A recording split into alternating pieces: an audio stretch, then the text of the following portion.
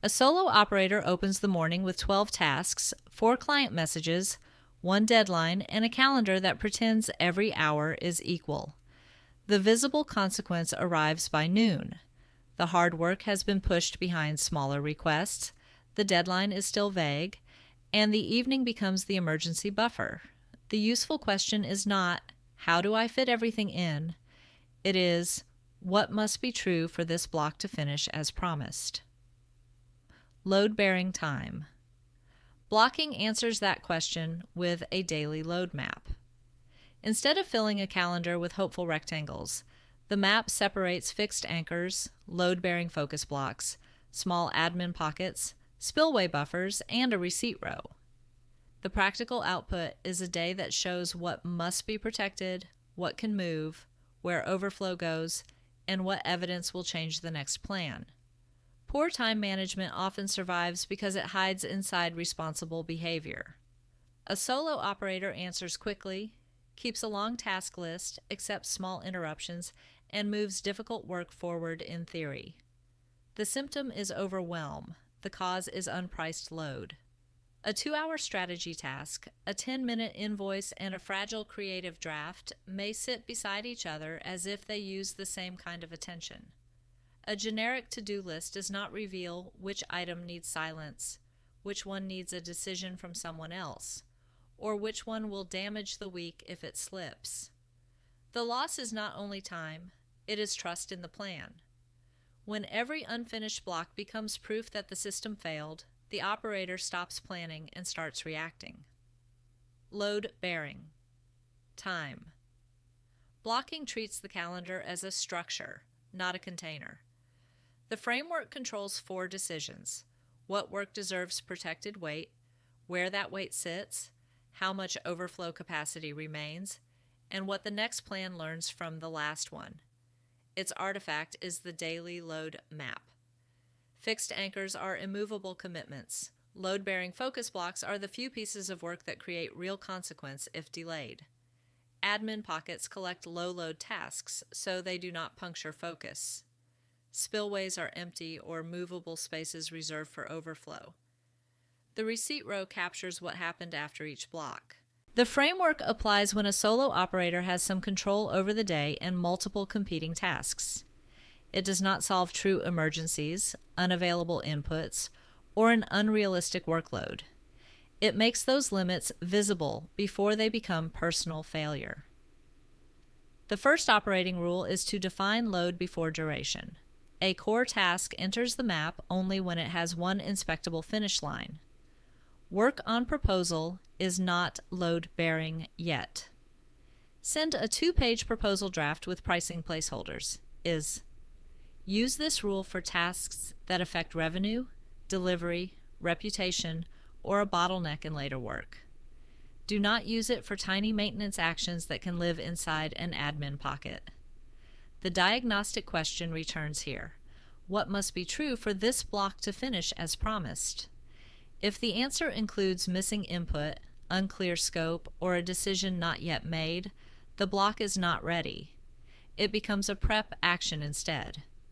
The outcome is a shorter list of real blocks, each with a visible result, rather than a large list of intentions competing for attention. The second rule is the threshold: no block without a finish line, no day without a spillway.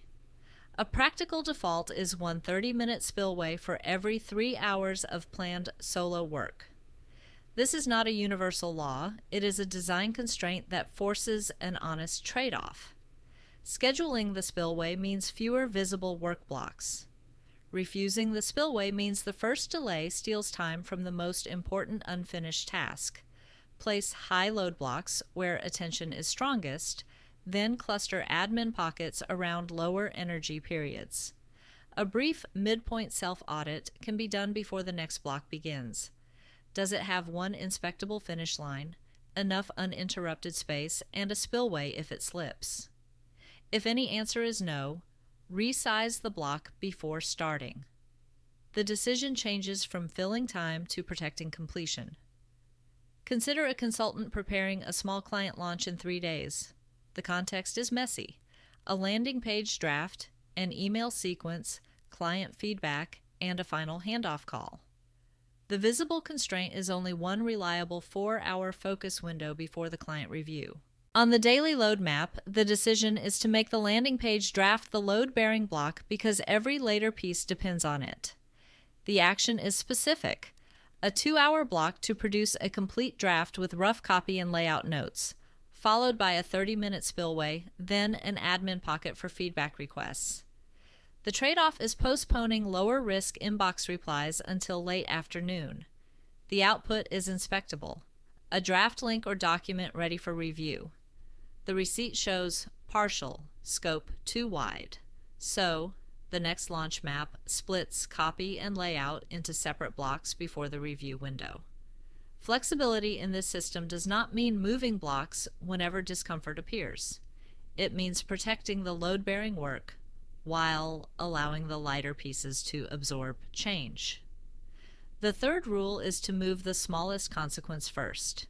If a client call shifts, do not immediately sacrifice the block carrying tomorrow's deliverable. Move an admin pocket, use a spillway, or reduce a reversible task. This works because not every calendar item carries the same consequence. It fails when the original map is overloaded. There is no flexibility in a day with no empty channel. The meaningful trade-off is emotional. A partly open calendar can feel less ambitious than a packed one, especially for a solo operator who equates white space with lost income. The correction is to treat white space as structural support, not idleness. Now take a different operator, a solo course creator with a recording day disrupted by a neighbor's construction noise.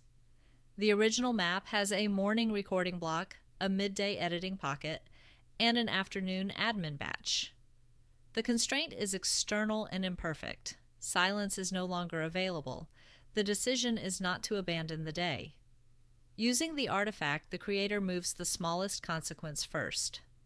Admin work moves into the noisy window. The recording block shifts into the protected late afternoon spillway, and editing is reduced to a short setup action.